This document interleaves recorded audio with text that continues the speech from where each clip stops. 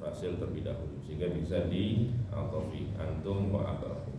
Ma anzalallahu biha, ma anzala ora nurunaken, ma anzala ora nurunaken sapa Allah Gusti Allah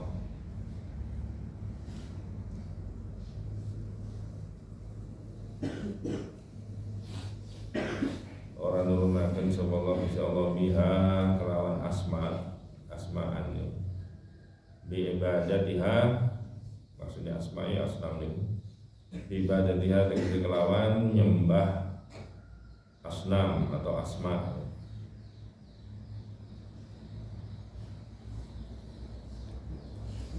Orang nurakan min sultanin ing dalil, min sultanin ing dalil.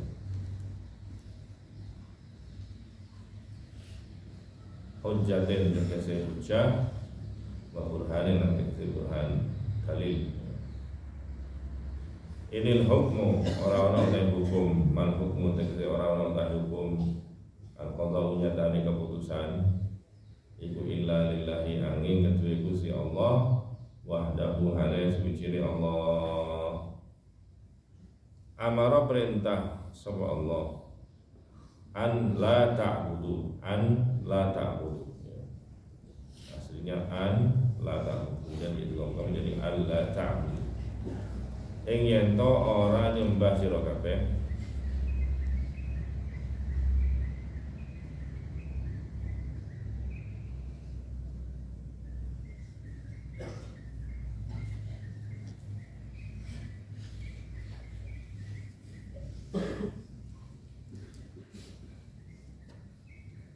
Allah ta'budu ing yen to ora nyembah sira kabeh illa iyyahu angin Gusti Allah. Zalika tauhidu utawi mengkono-mengkono tauhid nyucikaken Allah, utawi mengkono-mengkono tauhid nyucikaken Allah iku ad-dinu agama, iku ad-dinu agama.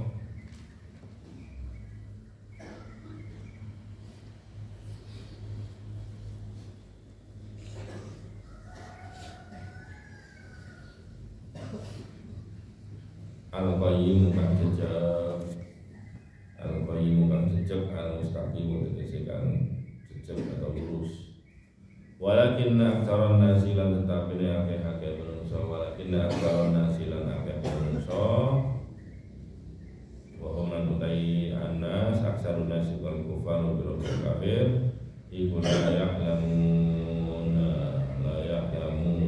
ora roh, iku la ya'lamuna lunas ora weruh ma ing perkara ya siruna kang bakal bali sapa ana silahi marima kayane ma minal adabi saking adab saking siksa adabi saking siksa fayusyrikuna karena tidak tahu fayusyrikuna mongko syirik mongko syirik sapa anas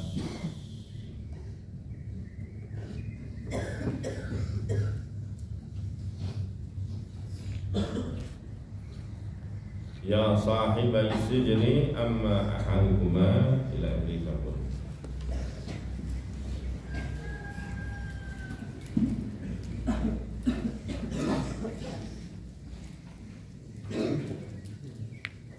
Kelanjutan kisah yang kemarin, Nabi Yusuf ada di dalam penjara dan dialog Nabi Yusuf dengan dua budak, dua pembantu raja. Yang satu apa yang satu?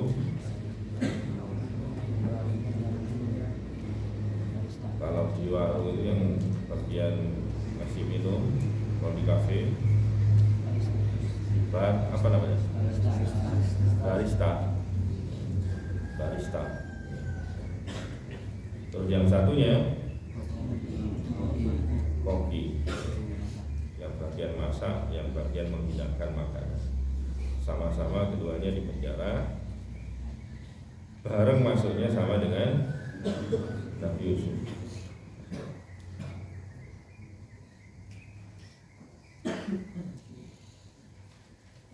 Nabi Yusuf mengabarkan bahwa beliau itu bisa menafsirkan mimpi.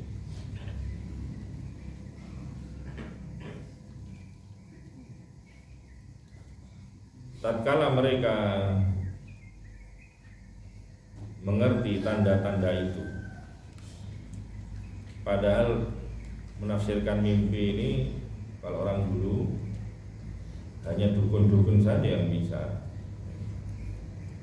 paranormal. Tapi Nabi Yusuf kok bisa? Padahal Nabi Yusuf ini adalah orang baik. Inna naraka minal muhsinin. Sebagaimana kemarin Nabi Yusuf itu orang yang sering mengunjungi orang sakit, malamnya wiridan, qiyamul lail, puasa, kemudian memberikan motivasi kepada para nabi, kemudian menolong orang-orang fakir di antara mereka. Kok bisa kamu menakwilkan mimpi? Padahal menafsirkan mimpi itu pekerjaannya orang-orang itu dukun, paranormal. Famin aina laka hadzal ilm? Maka dari mana kamu mendapatkan ilmu ini? Ilmu ta'birur ru'ya, menafsirkan mimpi. Maka dengan tegas Nabi Yusuf mengatakan, "Dzalikuma mimma 'allamani Rabbi." Itu semua adalah ilmu yang diajarkan oleh Tuhan. Ini namanya promosi, mengenalkan Allah kepada mereka. Kok iso hebat? Gusti Allah ya. Promosi, berdakwah. Maka berdakwah itu tidak kenal tempat. Di penjara pun Nabi Yusuf berdakwah. Dzalikuma mimma 'allamani Rabbi. Inni taraktu millata qaumin la yu'minuna billahi wa hum bil akhirati hum kafirun.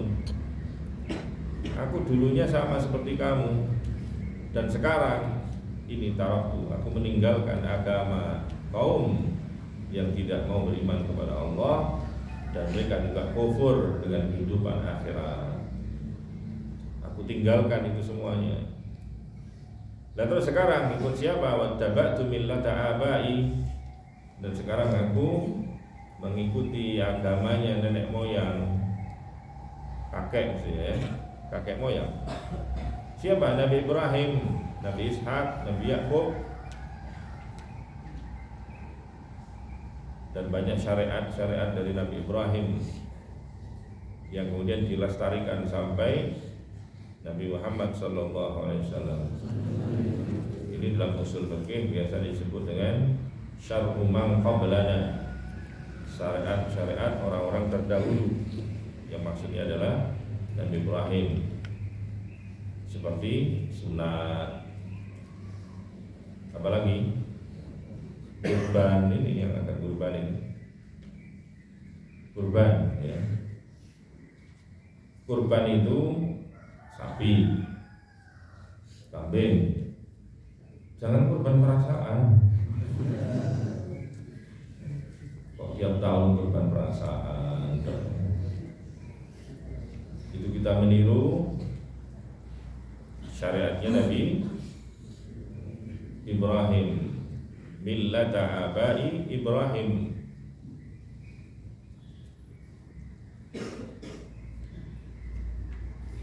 Akikah dan kurban. Di sini sudah akikah semua. Coba angkat tangan yang sudah akikah.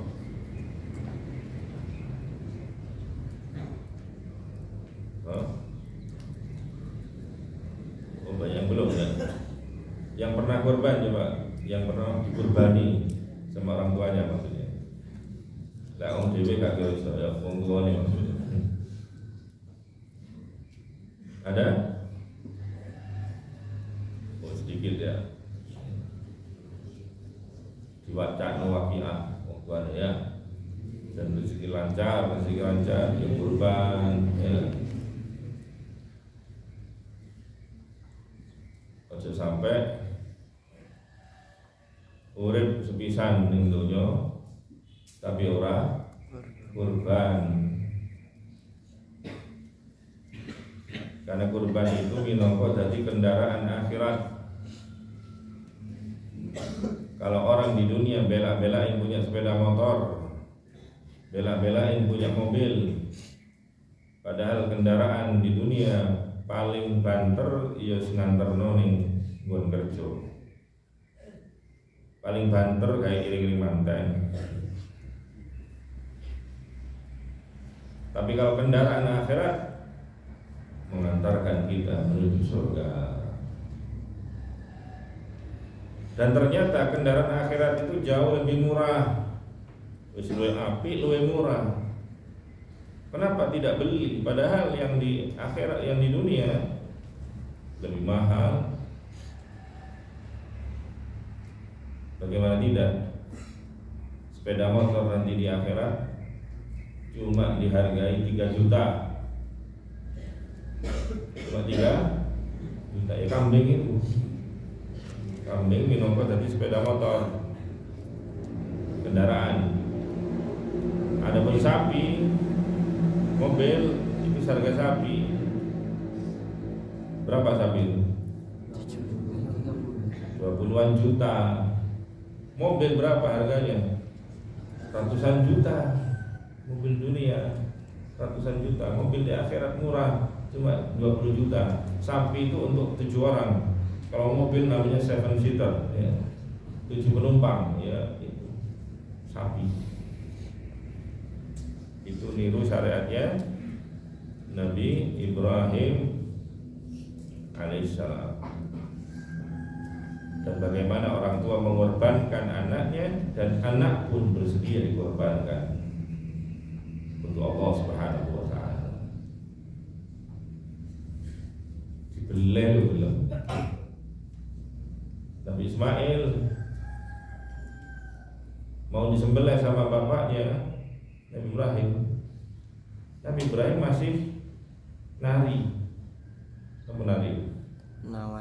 Menawari, masih nego, memberitahu kepada anaknya, ya bunayya inni ara fil manami anni atba'uka fanzur madza tara. Wahai anak kecilku, aku bermimpi aku diperintahkan untuk menyembelih kamu. Fanzur madza tara, terus bagaimana pendapatmu?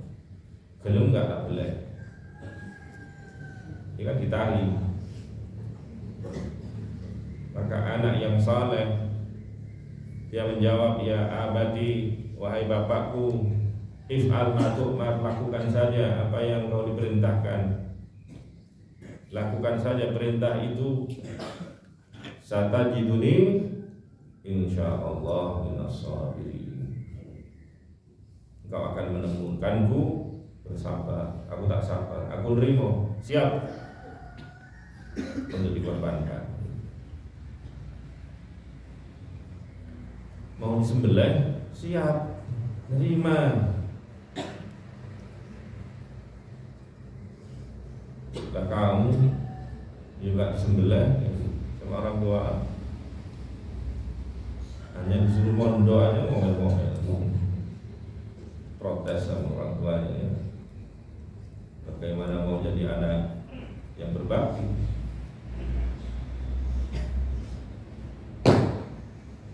Disuruh beli cabai oleh ibunya di pasar, ngomel-ngomel, padahal gak dibeli ya, cuma disuruh aja. Maka jangan pernah durhaka sama orang tua.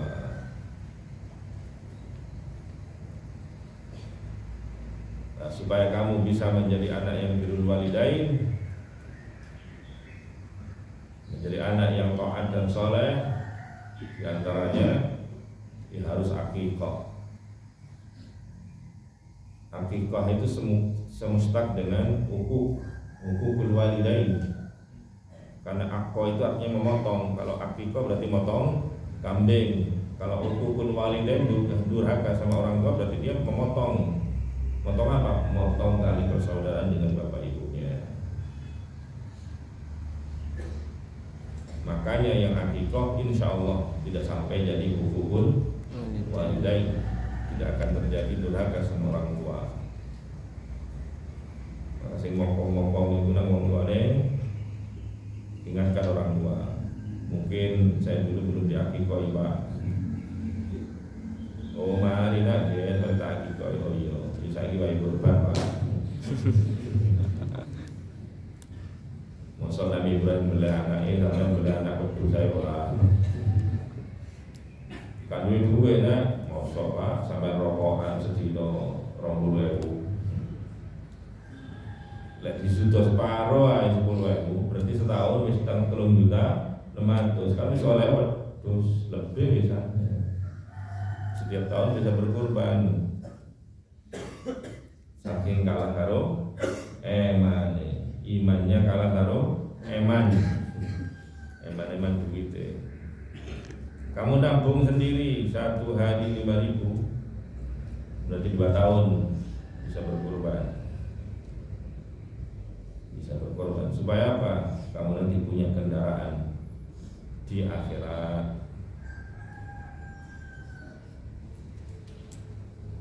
Berkorban ya.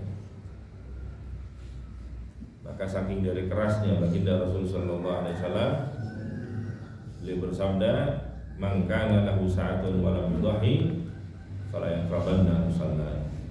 Dan siapa yang dia punya rezeki, punya keluasan rezeki, punya kemampuan, tapi dia tidak mau berkurban, maka jangan mendekati tempat sholatku. Saking dari kerasnya peringatan Rasul kepada orang-orang yang mampu agar mereka berkurban. Maka berkurbanlah, atau kamu akan menjadi korban.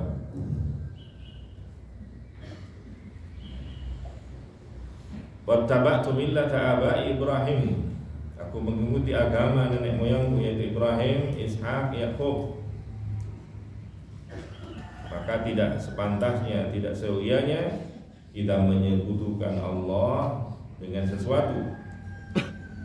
Dan tauhid, mengesahkan Allah, itu termasuk anugerah Allah kepada kita, kepada kami, dan kepada manusia. Akan tapi kebanyakan dari mereka tidak mau bersyukur, sehingga mereka syirik. Sudah punya Tuhan Allah, masih gak cukup, masih cari berhala, gak bersyukur. Akhirnya mereka menyekutukan Allah. Jadi dakwahnya Nabi Yusuf setelah menampakkan uswah hasanah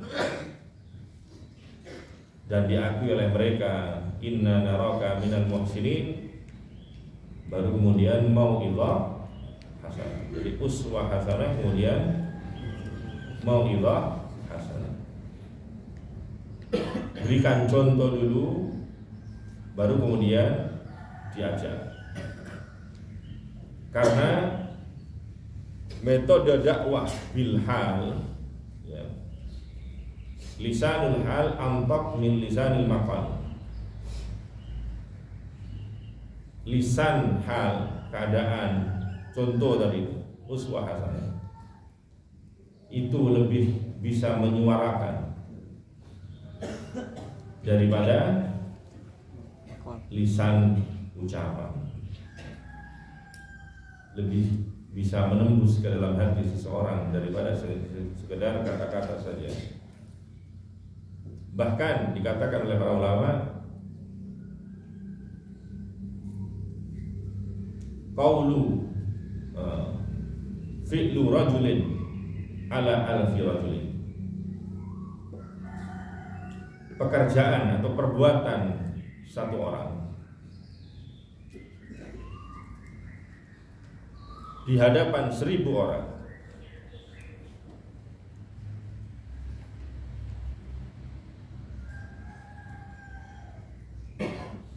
itu lebih efektif daripada ucapan 1000 orang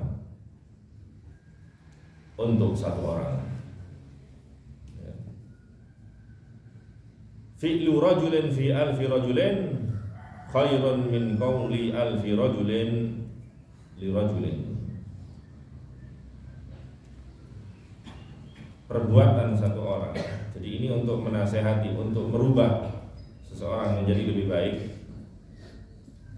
Perbuatan 1 orang yang dicontohkan di hadapan 1000 orang itu lebih efektif daripada 1000 orang ceramah menceramai 1 orang untuk merubah perilaku. 1 orang mendakwah, tapi dengan dakwah haliyah, dengan uswah hasanah, itu akan mempengaruhi 1000 orang, dan itu lebih efektif daripada ada 1000 mubaligh. Ada 1000 mubaligh, dia menasihati 1 orang. Maka baginda Rasulullah SAW menjadi uswatun hasanah, menjadi suri tauladan yang baik. Maka santri juga harus demikian, uswah hasanah. Setelah uswah hasanah baru mau'izah hasanah. Insya Allah. Ilahi wa a'lam bissawab. Subhanakallahumma wa bihamdika, asyhadu an la ilaha illa anta, astaghfiruka wa atubu ilaik. Assalamualaikum warahmatullahi wabarakatuh.